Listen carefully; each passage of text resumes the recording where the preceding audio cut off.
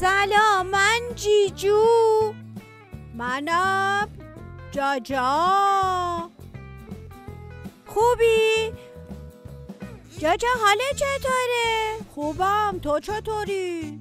منم خوبم شکر خدا.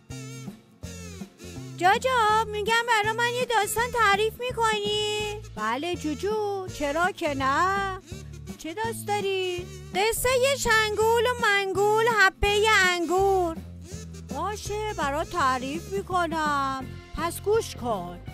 بچه های دوست داشتنی، پس شما هم گوش کنید. یکی بود و یکی نبود، زیر گنبد کبود، غیر از خدای مهربون هیچ کس نبود.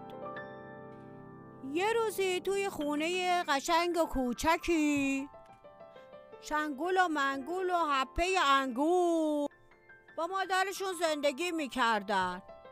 شنگول و منگول با حبه انگور 3 خواهر برادر بودن و همدیگر رو دوست داشتن. یه روز مادرشون میگه بچه ها، من دارم میرم براتون غذا بیارم، سعی کنین در رو رویش کس باز نکنین غیر از خودم. باشه در رو هیچکی باز نمی کنیم. مادره میره براشون غذا بیاره. بعد از چند ساعتی میگذره، اینا گرسنه و خسته. یکی در میزنه، میگه تق تق. کیه در میزنه؟ در بالنگر میزنه. میگه منم مادرتون، غذا آوردم واسه‌تون. شنگول که بچه باهوشیه میگه که ببینم دستاتو. از کجا نشون بدم؟ میگه از زیر در. از زیر در دستشو نشون میده و میگه دست مامان من حناییه. جاجا بقیه چیه؟ اونا چی گفتن؟ صبر کن حالا برات میگم. اون یکی شنگول میگه بازم دستتو نشون بده ببینیم چه جوریه. پاتو نشون بده، پا رو نشون بده ببینیم چه رنگیه. نه بچه ها در رو باز نکنین، این داره ما رو گول میزنه، آقا گرگه هستش. حبه انگور میگه نه در باز کنیم، غذا مامانمون آورده، گرگ نیست. میان و در رو باز میکنن. در رو که باز میکنن، وای که چه میشه؟ آقا گرگه میاد، شنگول و منگول رو میخوره و حبه انگور میره داخل ساعت قایم میشه. بعد از ساعتها که مامانشون میاد میگه کی در باز کرده؟ بچه های من کو؟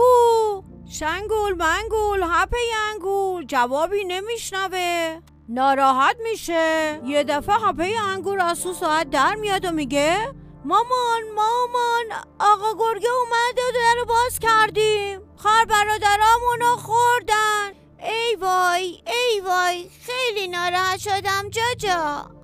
آره گوش کن، وقتی حرف بزرگتر از خودتو گوش ندی همینه. هیچی، مادره میگه الان میرم سراغ آقا گرگه. کی خورده شنگول مرا؟ کی خورده منگول منو؟ بیا اینجا ببینم. آقا گرگه میگه من خوردم شنگول تو رو، من خوردم منگول تو رو، میخوای چی کار کنی؟ میگه هیچی، بیا فردا بریم جنگ کنیم.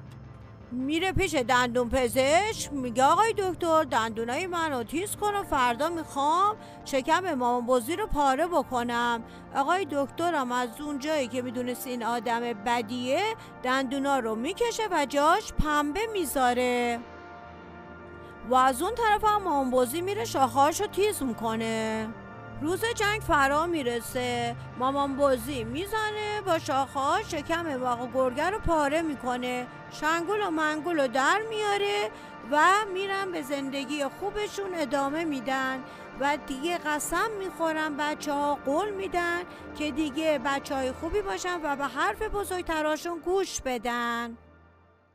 باشه من دیگه گوش میکنم. وای نیاد آقا گرگ منو بخوره.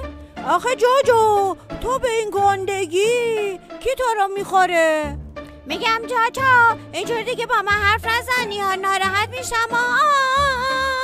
نه من دوست دارم، ناراحت نشو، ولی تو هم باید به حرف مادرت گوش بدی. حالا دستتو بده به من، بده بریم پیش مامانه. دی دی دی دی دی دی دی دی دی دی دی دی لا لا لا لا لا لا لا لا لا لا لا لا لا.